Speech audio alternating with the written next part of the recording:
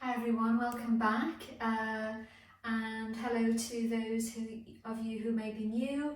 Welcome.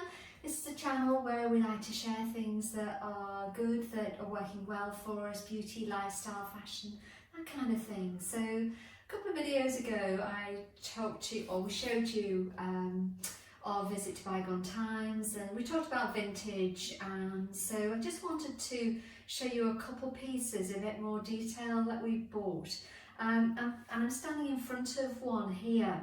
What I want to do is talk to you around how what you see when you go out and you're looking around perhaps for a piece of furniture, that you've got to possibly think about reimagining what that might look like. And I don't mean about painting it all white or have you, or if that's what you want to do, that's fine. What I want to say is it doesn't have to remain how it is in the store where you buy it from. So this piece here, we saw, I think it was about September last year, and when we saw it, it wasn't in this condition, it didn't look like this. So if you can see inside, it's very dark. In fact, it's almost black, and that was how the entire secretaire looked like. So all of this, the varnish was almost like a black tar is the only way to describe it to you. So it's very dark.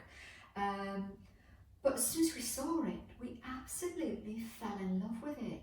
So we bought it home, and then we went around renovating it ourselves, so that it would be sympathetic to newer pieces in the house, and so a vintage could sit alongside that.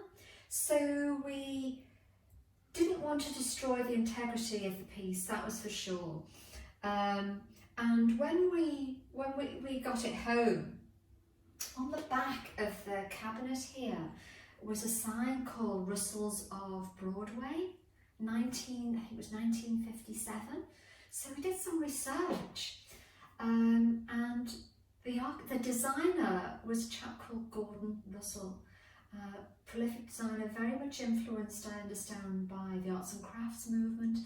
He was heralded in the 1950s and made a knight, so he was Sir Gordon Russell. So there was some kind of problem. It added to the piece, if that makes sense. So finding out a little bit more about the piece made it even more special.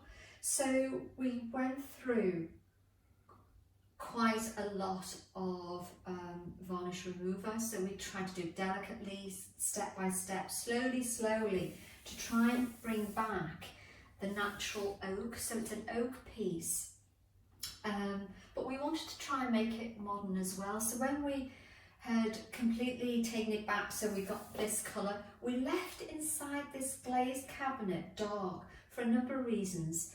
A, we didn't want to risk damaging it because that's quite delicate in there, and B, I quite like how the light and the dark for me works well. So on the dark, on the outside you've got the lighter oak, and on the inside you've got that darker patina in it as well.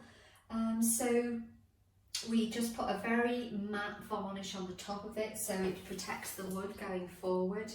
And when we brought it in, so it had gone through an awful lot of being washed, but when we brought it into the room, it smelt quite strongly of cigarette smoke. So whoever had the piece must have loved sitting at it, but it was quite strong. So I washed it down inside and out a number of times, just with a mild fairy liquid, washing up liquid solution. Did that, and then what I did was I kept putting quite a lot of Method wood cleaner on it, and that, if you've not tried that, it smells divine. It smells strongly of almonds. So I did quite a lot, both inside and out. So as you can see here, the desk falls down, so we sit here, I can sit here and I can write what I'm doing. And so that's really great, and we've kept that in there.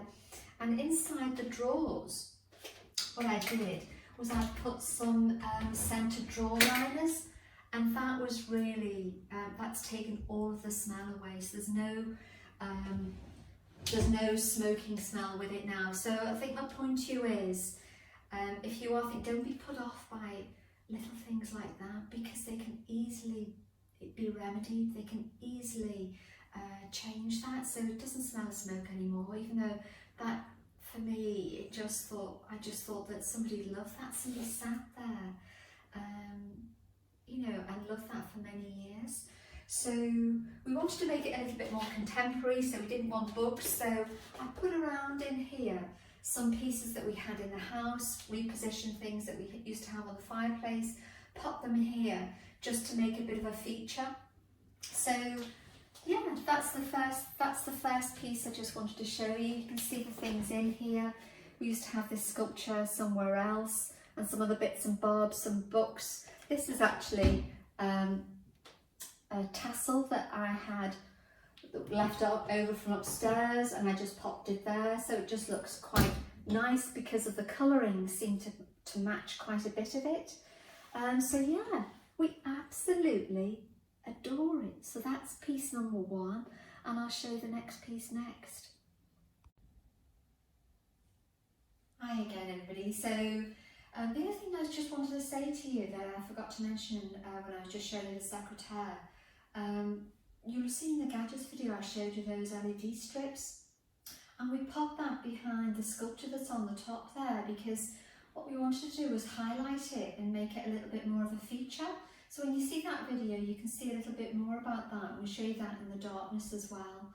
So I just want to talk a little bit now about, we were looking to change our coffee table. So we wanted something very plain, but something purposeful and something that's utilitarian. So it's, you know, and so we were kind of saying, well, if we see one, we see one, if we don't, we don't. And we saw this coffee table. All it was in a huge room, and this, it looked, you know, it had a load of bits and bobs and stuff, and it actually looked nothing. But as soon as I saw it, I said to my husband that it just seemed to look, I don't know, I just like the linear, I like the plainness of it. And when I went over to it, so I looked to clear what, you know, the bits and bobs that they had on it. And as I went to move it, I saw that it had something quite unique, although there was nothing on there to say that it was. But it actually transforms into a desk. Seriously, it does. So, coffee table, or should we need it, it quite literally transforms into a desk. There's storage in the bottom there, but literally, when I opened it then, we got it home, we saw there's a label in it, sort of a silver label in it called Nathan, and we looked to do some research about that as well. And Nathan was down as a Nathan Master Craftsman, so done lots of pieces, primarily I think in the 50s and 60s. This is a 60s piece. Again, I think it's teak, so quite literally it just folds back down again. Honestly, we absolutely adore it. Now, unlike the secretaire where we did quite a lot of work with it, this was as we saw it. We didn't think we wanted to change it in any way. We think it works sympathetically with everything else that we have in here. So primarily this was going to be our coffee table. But the other one we had, we used to have little drawers and things that we could put things like your remote controls, because one thing I don't like are things just chucked here and there, because I don't like things, it makes things difficult when you're trying to clean around, you've got things here and there, and things then just come a bit ugly. So what I wanted to do was then style this which would then draw attention to the piece of furniture whilst also adding in some functionality. I'll show you what I did then. What I did was I looked around the house to see what we had, what I could repurpose and reuse in perhaps a different way. So a couple of things really. So styling wise, what I did is just put a couple of coffee table books on there. Obviously coffee table books are for the coffee table, so there they are. This is one of my cookbooks as well that I use, so it's handy. I just put a little pot on the end there that matches some of the pots on the fireplace. And a couple of things really. I had this tray used to be on the dining table. But it performs a number of functions really. So it pulls together some key things.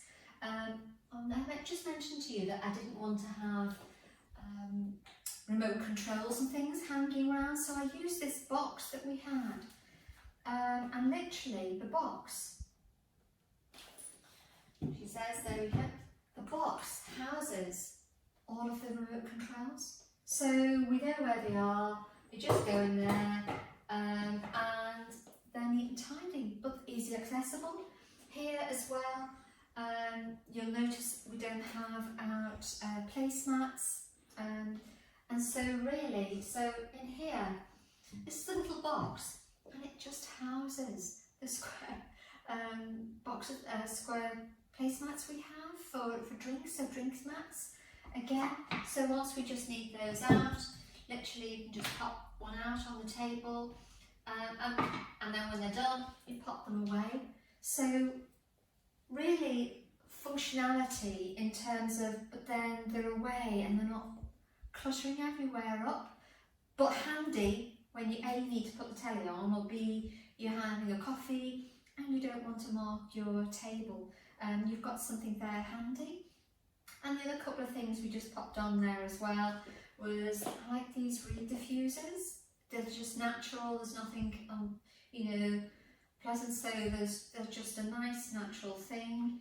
And this is just, this is a faux little plant that I picked up from Marks and Spencer. I think this is about £5. So it's a fake succulent, but honestly, it just adds a bit of greenery and looks really nice. So whereas we had to do quite a lot of work with the secretaire, you can find things that, vintage, that you don't have to do anything with at all. Just a good polish and a good clean, and there you are. So I hope that's been really helpful for you. I hope you go out and buy some vintage. If you have, please let me know in the comments below. I'd love to hear. I do love reading all your comments. So thank you to everyone who does post. I enjoy reading absolutely every one of them. So thanks very much everybody, and I look forward to seeing you again in the next video. Cheerio!